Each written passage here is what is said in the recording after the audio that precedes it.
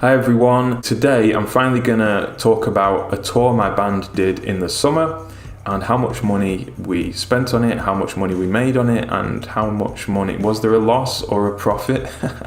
Let's see. Now I say it was a tour, it was 4 dates. I think that's just about enough to class it as a tour. My band Kurikuma, we're a metal band, kind of sludge, doom, psychedelic, from Sheffield in the UK, and we got invited to play Brutal Assault in the Czech Republic, so we did that, and then we did 3 dates in kind of Central Europe region. So I've got exact figures basically that I can show you. We're a DIY band, I plan all this myself, and I like to keep spreadsheets just to keep things organized, but also allows me to do videos like this after the fact. I also hope that me doing this video kind of encourages other people to do the same, because this is the kind of thing I find interesting. I know a lot of people find it interesting. I kind of get the reasons why people don't want to talk about it. It's revealing the fees you make and things like that, but I'm happy to do it. So maybe other people can follow my lead a bit. So we booked the dates in, we did this from the 9th to the 12th of August. So it's the summer, obviously, flight prices go up a bit in summer, not the cheapest time to be flying and traveling and things like that, but obviously we couldn't help that. Okay, so I'm gonna go kind of chronologically. So the first figures I've got are about getting to the airport from Sheffield, and Jake drove us in his car.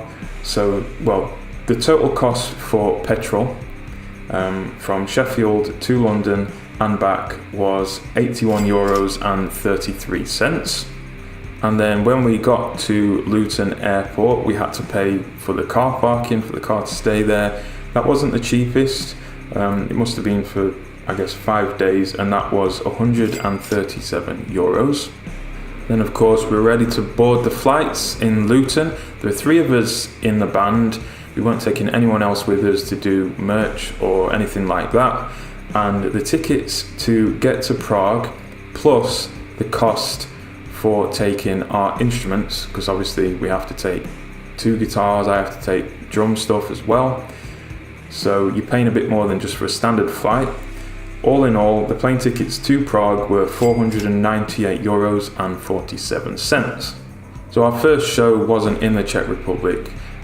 We flew in because Jake was hiring a guitar amp in Prague, because we just thought it'd be a convenient place to fly into. We flew into Prague, so that meant the day before the gig started, we stayed over at an Airbnb, and that was €93 for 3 of us. I think we had to get an Uber from the airport to the accommodation, so I've included that. It was €9.23. I'm just checking my notes now. Jake did hire an amp, but I believe he paid for that out of his own money, so I'm not going to include that in the total costs. So then while we were over there, obviously we needed to hire a van to get around to the shows, and we also wanted to hire a driver. So for the 4 dates, it actually turned out to be 5 days, because he drove us back to the airport in Prague after the last show, but that cost €1,060 for the van and the driver. Pretty decent compared to kind of, the prices of hiring vans and petrol and stuff like that have gone up so much since we last did this, because we did a very similar thing in 2018. Everything's gone up actually, but I thought that was a decent price for 5 days. And the driver hired van, he sorted all that side of things for us, made it pretty easy, to be honest. Now we were going for the first time post Brexit, and we didn't know what kind of extra costs we might have to pay. Because we flew in, we didn't really pay anything on the merch we took in, but one extra cost which we didn't foresee, wasn't a massive one, but it was what you call digital vignettes, and this is something we don't really have to pay in the UK. So if you're from the UK and you're going over to Europe, you might not be used to it, but it's basically, I think, like a toll for using all their roads in a certain country basically. And I think we had to pay one for each country. But yeah, on the digital vignettes across the whole trip, we paid €54.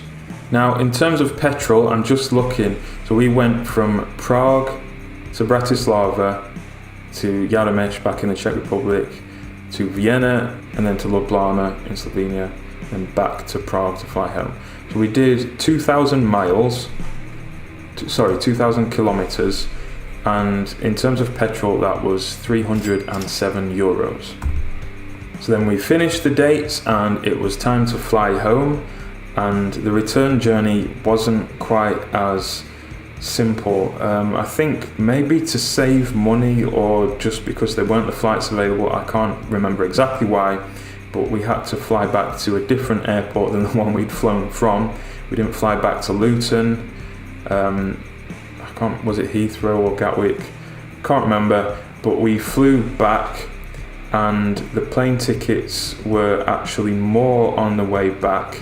They were 591 euros and 42 cents. I think we were somehow over when they weighed our baggage again. And for some reason this time we had to pay an extra fee to get on the flight with our instruments. I've also included how much the duct tape cost, because it's not the smallest fee on there. The Uber is cheaper than how much we spent on duct tape for wrapping everything to get on the flights. That was 17 euros and 43 cents. And then, because of course we had to get back to Luton Airport, where the car was, we had to get on the National Express, and that was 45 euros to get the coach back to Luton. Oh, and then one thing I forgot, we rode a bus from Prague Airport to the city centre, which was 13 euros for all three of us. So adding all those things up, our total spend to do those 4 dates in Europe was 2,906 euros and 88 cents. So now let's get on to the money we made, the real reason we do all this.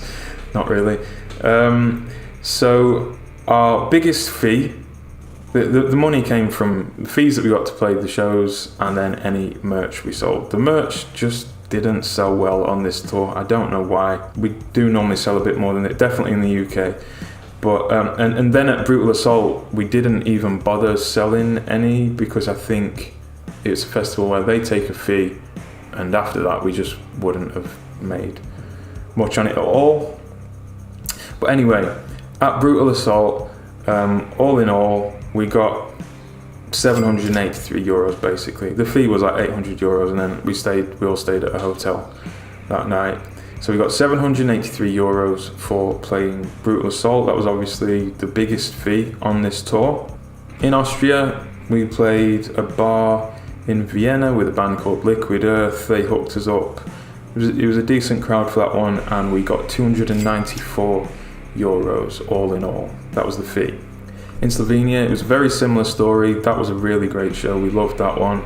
We got 300 euros for playing that one. Slovakia wasn't great, and I think things tend to be a bit cheaper in Slovakia. People haven't got quite as much disposable income, and the show got moved around at the last minute. We only got 130 euros for that show, but it was a very memorable one.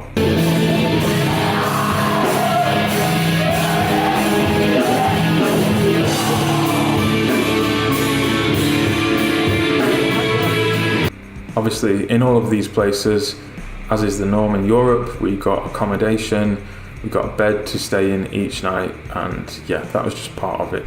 I believe in Austria we sold around 110 euros worth of merch. In Slovenia it was about 120, and again in Slovakia didn't sell much at all. I think 20 euros we might have sold at that show. So I wonder if you can figure it out already. That's taken us to a total that we made of 1,757 euros. So if you do the maths in your head, you can figure out that we did not make money on this tour, and we did not expect to.